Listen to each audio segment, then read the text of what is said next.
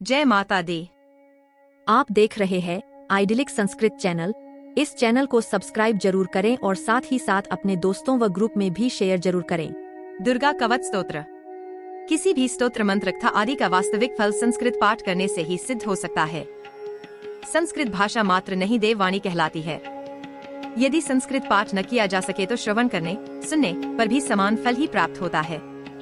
हिंदी में या अन्य अनुवादित भाषाओं में पाठ करना, हिंदी या अन्य भाषाओं में पाठ करने पर मूल पाठ की फल प्राप्ति संभव नहीं है। हाँ, बार बार भगवती के अनेक नामों का उच्चारण होगा, इस कारण नामोच्चारण का फल निसंदेह सिद्ध होता है। पुनः अन्य भाषाओं में भी पाठ करने से किसी न किसी प्रकार से मन में भगवती का ध्यान चिंतन अवश्य ही होता है और उसका फल भी अवश्य ही सिद्ध होता है। दुर्गा कवच स्तोत्र। दुर्गा कवच संस्कृत अद्देव्या कवचम। ओम अस्य श्रीचंडी कवचस्य ब्रह्मा ऋषय अनुष्टुप छंद चामुंडा देवता अंगन्यासोक्त मात्रो बीजम दिग्बंध देवतास्तत्वम श्रीजगदम्बा प्रीत्यर्थे सप्तष्टि पाठांगत्वेन जपे विनियोगा। नमश्चंडिकाय। मार्कंडेय उवाच यद्गुह्यं परम लोके सवरक्षाकरण नृणाम यन् कस्यचिदाख्यातं तन्मे ब्रूहि पितामह। ब्रह्मोवाच अस्ति गुह्यत्मं विप्र सर्वभूतोपकारकम् देव्यास्तु कवचं पुण्यं तच्छृणुष्व महामुने। प्रथमं शैलपुत्री च द्वितीयं ब्रह्मचारिणी तृतीयं चंद्रघंटेति कूष्मांडेति चतुर्थकम् पंचमं स्कंदमातेति षष्ठं कात्यायनीति च सप्तमं कालरात्रीति महागौरीति चाष्टमम् नवमं सिद्धिदात्री च नवदुर्गा प्रकीर्तिता। उक्तान्यतानि नामानि ब्रह्मणैव महात्मना। नवमं सिद्धिदात्री च नवदुर्गा प्रकीर्तिता। उक्तान्यतानि नामानि ब्रह्मणैव महात्मना।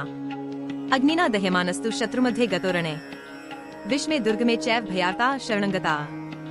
न तेषां जायते किंचित् शुभं रण संकटे नापदं तस्य पश्यामि शोक दुख भेन नहि। यैस्तु भक्त्या स्मृता नूनं तेषां वृद्धिः प्रजायते ये त्वां स्मरन्ति देवेशि रक्षसे तान् संशय। प्रेत संस्था तु चामुंडा वाराही महिषासना ऐन्द्री गज स्मारूढ़ा वैष्णवी गरुड़ासना माहेश्वरी वृषारूढ़ा कौमारी शिखिवाहना लक्ष्मीयः पद्मासना देवी पद्महस्ता हरिप्रिया श्वेतरूपधरा देवी ईश्वरी वृषवाहना ब्राह्मी हंस स्मारूढ़ा सर्वाभरण भूषिता इत्येता मात्र सर्वा सवयोग समन्विता नानाभरण शुभार्या नानारत्नोपशोभिता दृश्यन्ते रथमारूढ़ा देव्य क्रोध समाकुला शंख चक्रं गदां शक्तिं हलं च मुसलायुधम् खेट कर्तोम्रं चैव परशुं पाशमेव च कुन्तायुधं त्रिशूलं च शांगमायुधमुत्तमम् दैत्यानां देहनाशाय भक्तानां भयाय च धारयन्त्यायुधानीत्थं देवानां च हिताय वै। नमस्तेस्तु महारौद्रे महाघोर पराक्रमे महाबले महोत्साहे महाभयविनाशिनी त्राहि मां देवी दुष्प्रेक्षे शत्रुणां भयवर्धिनी प्राच्यां रक्षतु मामेन्द्री आग्नेयामग्निदेवता दक्षिणेव तु वाराही नैऋत्यां खड्गधारिणी प्रतीच्यां वारुणी रक्षेत् वायव्यां मृगवाहिनी उदीच्यां पातु कौमारी ऐशान्या शूलधारिणी ऊर्ध्वं ब्रह्माणि में रक्षेत् धस्ताद् वैष्णवी तथा एवं दश दिशो रक्षेत् चामुंडा शवाहना जया में चाग्रतः पातु विजया पातु पृष्ठतः अजिता वाम पार्श्वे तु दक्षिणे चाप्रजिता शिखामुद्योतिनी रक्षेदुमा मूर्ध्नि व्यवस्थिता मालाद्री ललाटे च भ्रुवो रक्षे दिशस्विनी त्रिनेत्रा च भ्रुवो मध्ये यम घंटा च नासिके शंखिनी चक्षुषो मध्ये श्रोत्रयोद्वारवासिनी कपोलो कालिका रक्षित कर्णमूले तु शांकरी नासिकायां सुगंधा च उत्तरोष्ठे च चर्चिका अद्रे चामृतकला जिह्वायां च सरस्वती दंतान रक्षतु कौमारी कंठ देशे तु चंडिका घंटिकां चित्र घंटा च महामाया च तालुके कामाक्षी चिबुकम रक्षेद वाचन में सर्वमंगला ग्रीवायां भद्रकाली च पृष्ठवंशे धनुर्धरी नीलग्रीवा बहिया कंठे नलिका नलकुबरी स्कंधयो खंगिनी रक्षेद बाहु में वज्रधारिणी हस्तयोर दंडिनी रक्षेद अंबिका चांगुली शुचा नखांचूलेश्वरी रक्षेद कुक्षौ रक्षेद कुलेश्वरी स्तनो रक्षेद महादेवी मनः शोक विनाशिनी हृदय ललिता देवी उदरे शूलधारिणी नाभो च कामिनी रक्षेत गुह्यं गुह्येश्वरी तथा पूतना कामिका मेरृण गुदे महेशवाहिनी कट्यां भगवती रक्षेत जानुनी विंध्यवासिनी जंघे महाबला रक्षेत सर्व काम प्रदायिनी गुल्फयो नारसिंही च पाद पृष्ठे तु तेजसी पादांगुलीषु श्री रक्षेत पादादस्थलवासिनी नखान दंष्ट्राक्राली च केशांश चैवोर्ध्वकेशिनी रोमकूपेषु कौबेरी त्वचं वागीश्वरी तथा रक्तमज्जाव सामांसा न्यस्त मेदांसी पार्वती अंतराणी कालरात्रिष्ट पित्तंच मुकुटेश्वरी पद्मावती पद्मकोशे कफे चुडामनेस्तथा ज्वालामुखी नख ज्वालांभेद्या सर्वसंधिषु शुक्रम ब्रह्माणी में रक्षित छाया छत्रेश्वरी तथा अहंकार मनोबुद्धिन रक्षेन में धर्मधारिणी प्राणापानो तथा व्यान्मुदानं च समानकम वज्रहस्ता च मे रक्षित प्राण कल्याण शोभना रसे रूपे च गंधे च शब्दे स्पर्शे च योगिनी सत्वं रजस्तमश्चैव रक्षे नारायणी सदा आयु रक्षतु वाराही धर्म रक्षतु वैष्णवी यश कीर्तिं च लक्ष्मी च धनं विद्यां च चक्रणी गोत्रमिन्द्राणी में रक्षित पशु में रक्ष चंडिके पुत्रान् रक्षे महालक्ष्मीर्भार्यां रक्षतु भैरवी पंथानं सुप्ता रक्षे मार्गं क्षेमकरी तथा राजद्वारे महालक्ष्मीर्विजया सर्वतः स्थिता रक्षाहीनं तु यत्स्थानं वर्जितं कवचेन तु तत्सर्वं रक्ष मे देवी जयन्ती पापनाशिनी पद्मे कन्न गच्छेत्तु यदीच्छेच्छुमात्मनः कवचेनावृतो नित्यं यत्र यत्रैव गच्छति तत्र तत्रार्थलाभश्च विजय सार्वकामिका यं यं चिन्तयते कामं तं प्राप्नोति निश्चितम् परमेश्वर्यं तुलं प्राप्स्यते भूतले पुमान् निर्भयो जायते मर्त्यः संग्रामेषु पराजितः त्रैलोक्ये तु भवेत् पूज्य कवचेनावृतः पुमान् इदं तु देव्याः कवचं देवानामपि दुर्लभम् यः पठेत् प्रेतो नित्यं त्रिसन्ध्यं श्रद्धयान्वितः दैवी कला भवेत् तस्य त्रैलोक्येषु पराजितः जीवेद् वर्षशतं सागरं मृत्यु विवर्जितः नश्यन्ति व्याधयः सर्वे लूताविस्फोटकादयः स्थावरं जङ्गमं चैव कृत्रिमं चापि यद्विषम् अभिचाराणि सर्वाणि मन्त्रयन्त्राणि भूतले भूचराः खेचराश्चैव जलजाश्चोपदेशिकाः सहजा कुलजा माला डाकिनी शाकिनी तथा अंतरिक्षचरा घोरा डाकिन्यश्च महाबलाः ग्रहभूत पिशाचाश्च यक्ष गंधर्व राक्षसाः ब्रह्मराक्षसवेतालाः कूष्माण्डा भैरवादयः नश्यन्ति दर्शनात् तस्य कवचे हृदि संस्थिते मानोन्नतिर्भवेद्राज्ञस्ते जो वृद्धिक्रम परम् यशसा वर्धते सोऽपि कीर्तिमण्डित भूतले जपेत् सप्तष्टि चण्डी कृत्वा तु कवचं पुरा यावद्भूमण्डलं धत्ते स शैल्वन्कानम् तावत् तिष्ठति मेदिन्याः सन्त्यः पुत्रपौत्रिकी देहान्ते परमं स्थान यत्सुरैरपि दुर्लभम् प्राप्नोति पुरुषो नित्यं महामाया प्रसादतः लभते परमं रूपं शिवेन सह मोत्ते इति देव्याः कवचं सम्पूर्णम्। ओम दुर्गे नमः। अर्गला स्तोत्र संस्कृत में अर्गला का तात्पर्य है सभी प्रकार की बाधाओं के निवारण में अग्रणी। अथार्गला स्तोत्रम। ओम अस्य श्री अर्गला स्तोत्र मंत्रस्य विष्णु ऋषिः अनुष्टुप छंदः श्री महालक्ष्मीर्देवता श्रीजगदम्बा प्रीत्ये सप्तष्टि पाठांगत्वेन जपे विनियोगः। ओम नमश्चंडिकाय। मार्कंडे उवाच ओम जयंती मंगला काली भद्रकाली कपालिनी दुर्गा क्षमा शिवा धात्री स्वाहा स्वधा नमोस्तुते। जय त्वं देवी चामुंडे जय भूतार्तिहारिणी जय सर्वक्ते देवी कालरात्रि नमोस्तुते। मधुकैट भविद्रावी विधात्री वरदे नमः। रूपं देहि जयं देहि यशो देहि द्विषो जहि महिषासुर निर्नाशी भक्ताना सुखदे नमः। रूपं देहि जयं देहि यशो देहि द्विषो जहि रक्त बीजवधे देवी चंडमुंड विनाशिनी रूपं देहि जयं देहि यशो देहि द्विषो जहि शुंभस्यैव निशुंभस्य धूम्राक्षस्य च मर्दिनी रूपं देहि जयं देहि यशो देहि द्विषो जहि वंदितांध्रियुगे देवी सर्वसौभाग्यदायिनी रूपं देहि जयं देहि यशो देहि द्विषो जहि अचिंत्य रूप चरिते सर्वशत्रु विनाशिनी रूपं देहि जयं देहि यशो देहि द्विषो जहि नतेभ्यः सर्वदा भक्त्या चंडिके दुरितापहे रूपं देहि जयं देहि यशो देहि द्विषो जहि स्तुवद्भ्यो भक्तिपूर्वं त्वां चंडिके व्याधिनाशिनी रूपं देहि जयं देहि यशो देहि द्विषो जहि चंडिके सत्तं ये त्वामर्चयन्ति भक्तितः रूपं देहि जयं देहि यशो देहि द्विषो जहि देहि सौभाग्यमारोग्यं देहि मे परम सुखम रूपं देहि जयं देहि यशो देहि द्विषो जहि विधेहि द्विषता नाशं विधेहि बलमुच्चकैः रूपं देहि जयं देहि यशो देहि द्विषो जहि विधेहि देवी कल्याण विधेहि परमाश्रियम् रूपं देहि जयं देहि यशो देहि द्विषो जहि सुरासुर शिरोरत्न निघृश्चरणंबिके रूपं देहि जयं देहि यशो देहि द्विषो जहि विद्यावन्तं यशस्वन्तं लक्ष्मीवन्तं जनं कुरु रूपं देहि जयं देहि यशो देहि द्विषो जहि प्रचंड दैत्य दर्पघ्ने चंडिके प्रणताय में रूपं देहि जयं देहि यशो देहि द्विषो जहि चतुर्भुजे चतुर्वक्त्र संस्तुते परमेश्वरी रूपं देहि जयं देहि यशो देहि द्विषो जहि कृष्णेन संस्तुते देवी शश्वद्भक्त्या सदाम्बिके रूपं देहि जयं देहि यशो देहि द्विषोजहि। हिमाचल सुतानाथ संस्तुते परमेश्वरी। रूपं देहि जयं देहि यशो देहि द्विषोजहि। इंद्राणीप्ति सद्भाव पूजिते परमेश्वरी। रूपं देहि जयं देहि यशो देहि द्विषोजहि। देवी प्रचंड दोर्दंड दैत्य दर्प विनाशिनी।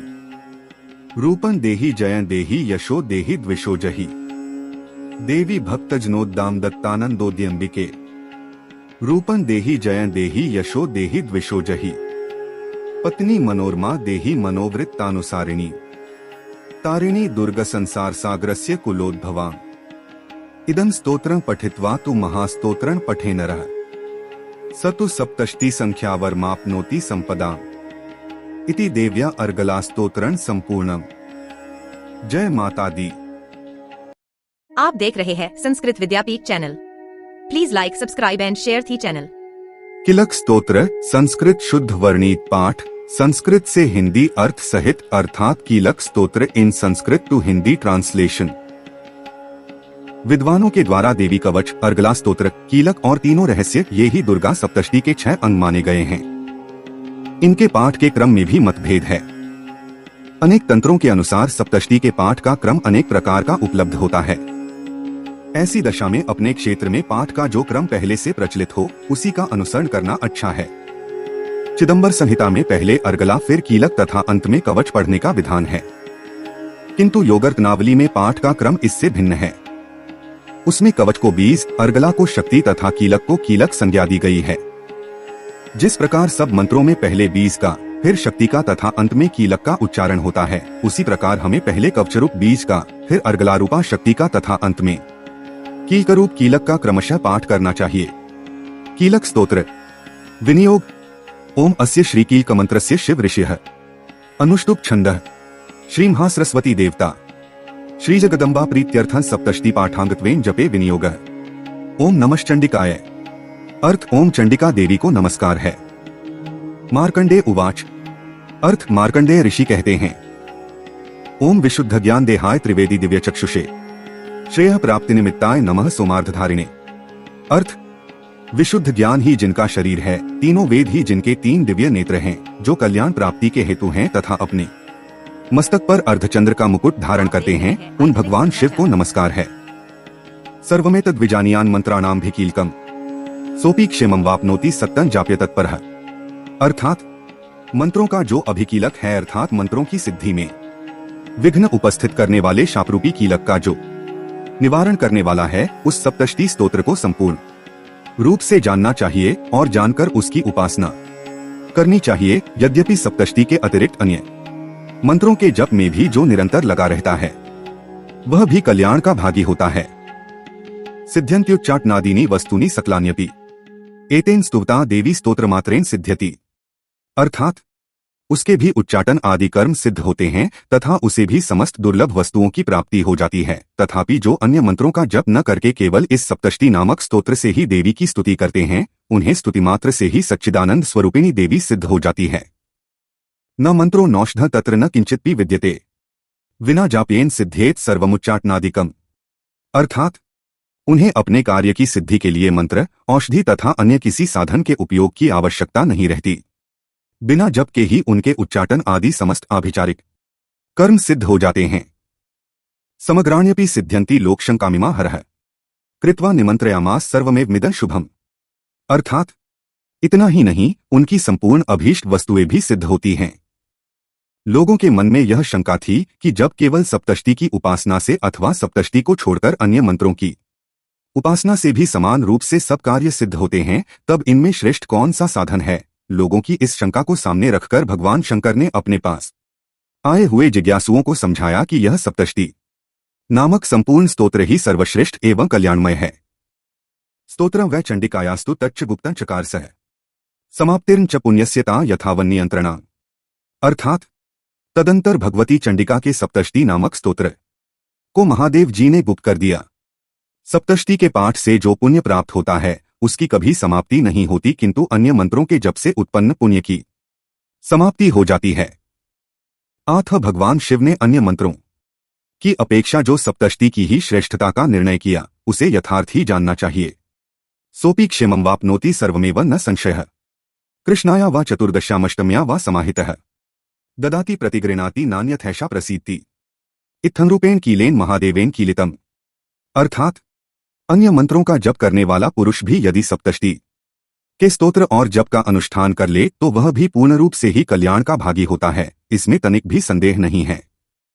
जो साधक कृष्ण पक्ष की चतुर्दशी अथवा अष्टमी को एकाग्रचित्त होकर भगवती की सेवा में अपना सर्वस्व समर्पित कर देता है और फिर उसे प्रसाद रूप से ग्रहण करता है, उसी पर भगवती प्रसन्न होती हैं, अन्यथा उनकी प्रसन्नता नहीं प्राप्त होती। इस प्रकार सिद्धि के प्रतिबंधक रूप कील के द्वारा महादेव जी ने इस स्तोत्र को कीलित कर रखा है। यो निष्कीला विधायना नित्यं जप्ति संस्फुटम स सिद्धः स गणः सोपी गंधर्वो जायते नरः। अर्थात जो पूर्वोक्त रीति से निष्कीलन करके इस सप्तष्टि स्तोत्र का प्रतिदिन स्पष्ट उच्चारण पूर्वक पाठ करता है, वह मनुष्य सिद्ध हो जाता है, वही देवी का पार्षद होता है और वही गंधर्व भी होता है। न चैवाप्यक्तस्तस्य भयं क्वापीह जायते नापमृत्युवशं याति मृतो मोक्षं वाप्नुयात्। अर्थात सर्वत्र विचरते रहने पर भी इस संसार में उसे कहीं भी भय नहीं होता, वह अपमृत्यु के वश में नहीं पड़ता तथा देह त्यागने के बाद मोक्ष प्राप्त कर लेता है। ज्ञात्वा प्रारभ्य कुर्वीत न कुर्वाणो विनश्यति ततो ज्ञात्वैव संपन्नमिदं प्रारभ्यते बुधैः। अर्थात आठ कीलन को जानकर उसका परिहार करके ही सप्तष्टि का पाठ आरंभ करे, जो ऐसा नहीं करता उसका नाश हो जाता है।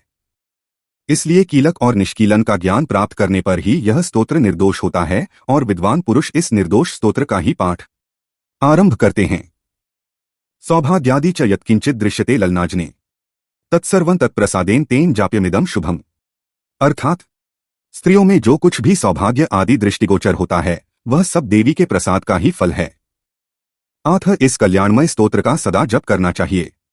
शनैस्तु जप्यमानेस्मिन् स्तोत्रे संपत्तिरुच्चकैः भवत्येव समग्रापि ततः प्रारभ्यमेव तत्। अर्थात इस स्तोत्र का मंदस्वर से पाठ करने पर स्वल्प फल की प्राप्ति होती है और उच्च स्वर से पाठ करने पर पूर्ण फल की सिद्धि होती है। अतः उच्च स्वर से ही इसका पाठ आरंभ करना चाहिए। ऐश्वर्यं यत्प्रसादेन सौभाग्यारोग्य संपदः शत्रुहान्यः परो मोक्षः स्तूयते सा न कि जनैः हो।